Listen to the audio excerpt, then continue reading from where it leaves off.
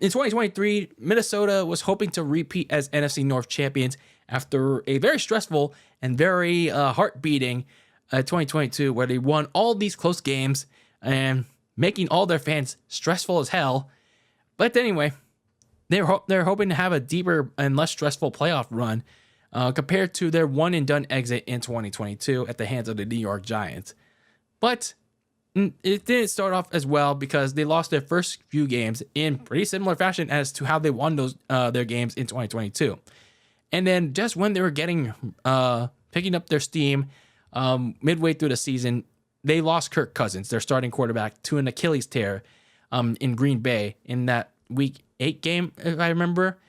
And yeah, just when they're finding their stride finally. So they lose Kirk Cousins. It was pretty much a death blow to their season. And sure, they managed to stay in the playoff hunt, but they just underwent so much quarterback change. Sure, they traded for Josh Dobbs from the Cardinals, but it was just too much to overcome. Josh Dobbs eventually lost that magic that he discovered while he was while he came on. Then you went to Nick Mullins, and then you went to your original backup plan, Jaren Hall, and he flopped. So the Vikings, They fell well short of a playoff appearance. They went 7-10, last in the division, tied with the Chicago Bears. And, well, they went to this offseason with a lot of uncertainty around the quarterback spot. And it was a kind of a bad spot to be in because, well, Kirk Cousins was slated to be a free agent. And you didn't know what decision he was going to make, especially coming off an Achilles injury. So there were certain questions that had to be had, whether he was going to stay with the Minnesota Vikings, take a discount, or go somewhere else to sign another big fat contract.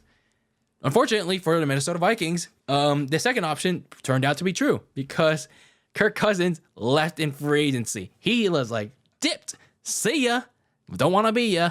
And he left Minnesota to go sign with the Atlanta Falcons. Woof. Woof, woof, woof. So essentially, Kirk Cousins moved on to go down south to Atlanta.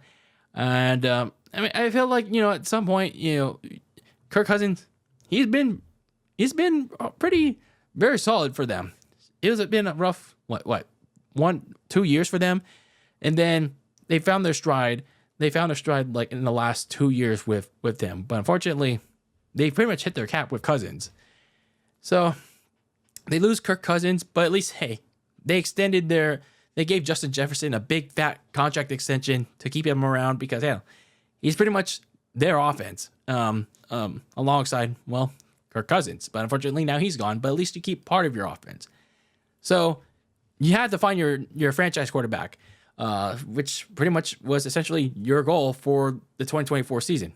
Finding who's going to be that long-term guy, especially when there's going to be so much change going on with the organization that goes beyond Kirk Cousins, because you lost in free agency. You lost guys like Alexander Madison. They released him because, well, he had such a disappointing season, being the starting quarterback after they released Dalvin Cook the prior season before 2023.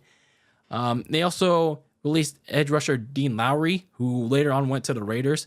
So a couple of cost-cutting moves, and then they also let Marcus Davenport go to the Lions, but he didn't play all that much anyway, so it's not really a sunk cost for them. But they did lose a few key linebackers like Jordan Hicks to the Cleveland Browns and DJ Wanham to the Panthers, and especially Danielle Hunter to the Texans. So 3 of their key starting linebackers that played a pivotal key role for their defense over the years, they moved on in free agency, and probably one of their depth receivers, KJ Osborne, who was kind of key in the last 2 or 3 years, but he fell a little lower on the depth chart, was KJ Osborne to the Patriots. So they tried to offset this through the rest of free agency and the draft. They did offset some of the linebacker spots like Blake Cashman and Jonathan Greenard from the Texans, which is a good move. Jonathan Greenard especially. Andrew Ginkle from the Miami Dolphins. He caught on before he got injured late in the season. And then to try and beef up the running back room a little Aaron Jones came over within the division from the Packers after they released him because they signed Josh Jacobs. So, well, does that mean Liv's going to be a Vikings fan now? Because Aaron Jones is there? But anyway, they also signed Robert Tonyan because TJ Hawkinson is not expected not to be ready for the season because he tore his ACL late in the year. So the interesting question is, who's going to be quarterback? Because, well, by this point, they didn't sign anyone. Oh, wait, they did. Sam Darnold. Sam Darnold from my 49ers. He left in free agency to go and try to compete for the starting quarterback job for the Minnesota Vikings. Now, initially, people were pissed. People in Minnesota were pissed. Thinking, like, really? This is the best we could do at quarterback? Sam Darnold, the one that was seeing ghosts, the one that was middling in Carolina, and then didn't really do all that much with the 49ers. Well, he's just essentially a backup anyway. But people were thinking at the time, this was really going to be our starting quarterback? No way. But then you fast forward to the draft. The Vikings make a couple of moves to go up the board, and then they go get their guy. Quarterback JJ McCarthy from Michigan. Fresh off a national championship with Jim Harbaugh. He goes up 10th overall, if I remember correctly, in the draft. He seems like a very solid quarterback, but we'll see how he transitions to the pros.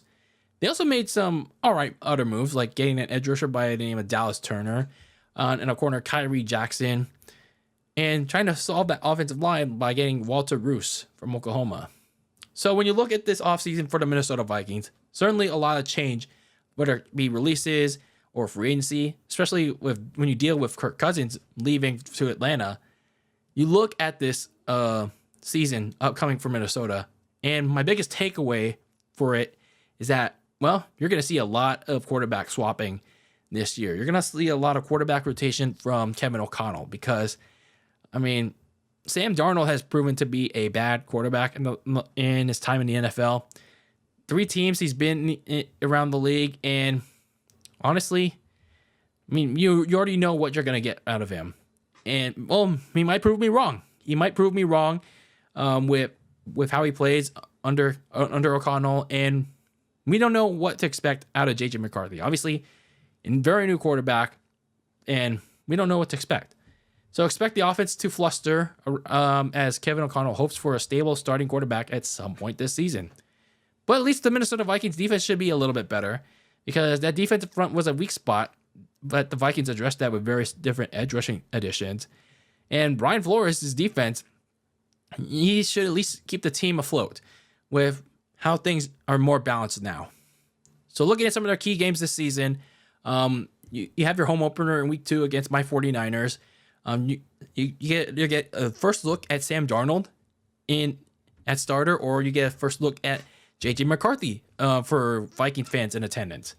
And then you go to Green Bay 2 weeks later to play the Packers against Jordan Love, a division game there, see what you're made of. And then week 7 against the Lions at home in a rematch of that key week 16, 17 game. So anyway, my thing is with the Minnesota Vikings going to 2024, how much are you going to see out of JJ McCarthy? As I alluded to earlier, you're going to see a lot of quarterback swapping, but how much of it though? Is Sam Darnold is he going to play out of his mind, or is he going to, play just all right, but enough to keep his job away from JJ McCarthy? We will see. And if JJ McCarthy does play, how will he look? Will it be bad? Good? Okay? Some interesting things for Vikings fans to look into. I'm not sure how they'll do in 2024 because the quarterback position is certainly the biggest mystery going to training camp, preseason, and especially the regular season. So while they did some decent things to address their weak areas on defense, it's a new era at quarterback. Kirk Cousins is no more in Minnesota, but whether it's Sam Darnold or JJ McCarthy that starts week 1, expect Kevin O'Connell to be switching between the two. Regardless, pretty much, in my opinion, it's just my opinion, all season long, especially if neither perform to at least slightly above expectations. So if that's the case, expect to be a long season for the Skull.